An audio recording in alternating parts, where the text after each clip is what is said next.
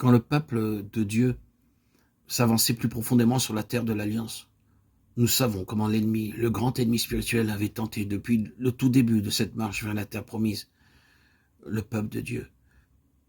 Ils étaient en Égypte et puis aussitôt dans leur exode et ensuite au Sinaï.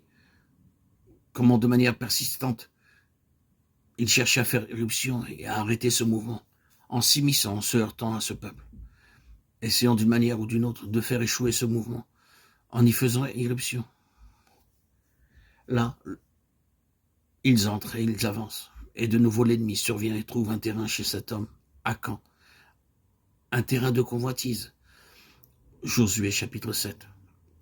Il était convenu de manière certaine que rien dans tout ce royaume et ce domaine n'était exempt de la malédiction que Dieu avait prononcée à son égard. L'ensemble, hommes, femmes et chaque chose dans ce royaume était sous le couvert de la malédiction, pour des raisons que nous n'avons pas le temps d'expliquer, mais tout était sous une interdiction et une malédiction. Et c'était clair pour tout le peuple. Tout devait être totalement dévoué par l'interdit, ce qui signifiait détruit, entièrement détruit. Mais Akan, dans la convoitise de son cœur, prit parmi les choses dévouées un lingot d'or et un manteau babylonien, qu'il cacha dans sa tente. Et le mouvement vers l'avant qui suivit fut des plus catastrophiques. Ce fut un désastre pour Israël dans son ensemble, et tout fut conduit à un arrêt.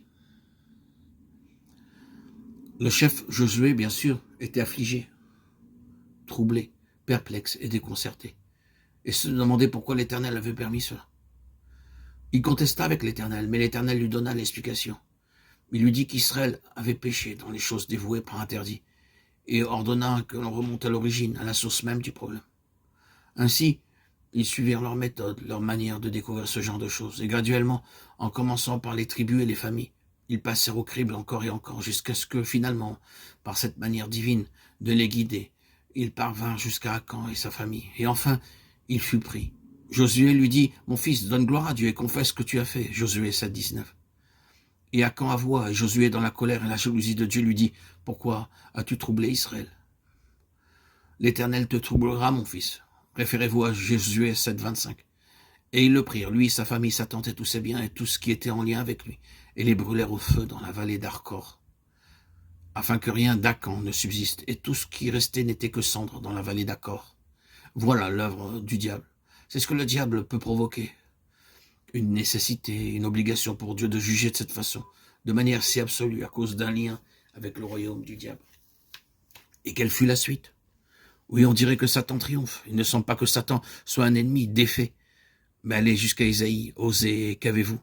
Et je lui donnerai la vallée d'Accord comme une porte d'espérance, Osée 2,17.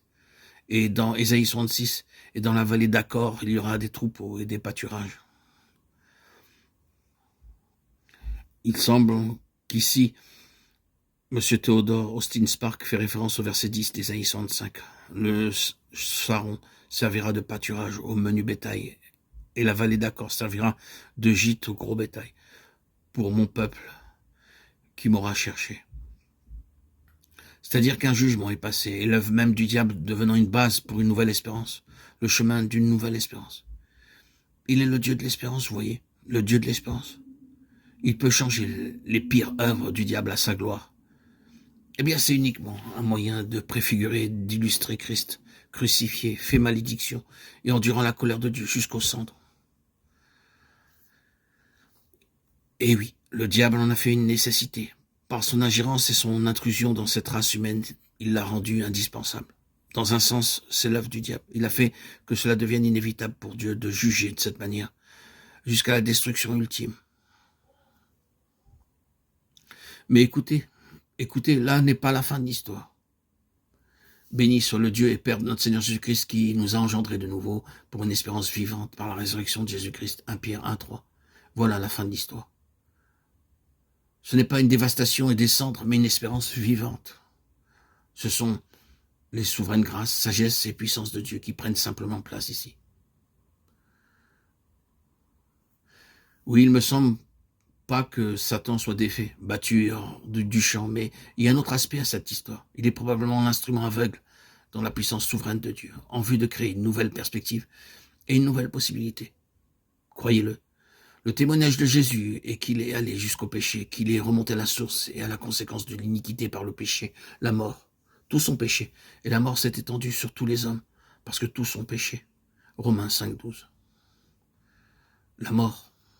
La mort. Mais il est allé là-bas aussi.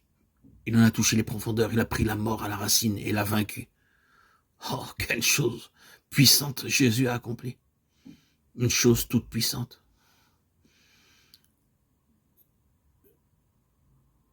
C'est ici qu'est le témoignage de Jésus.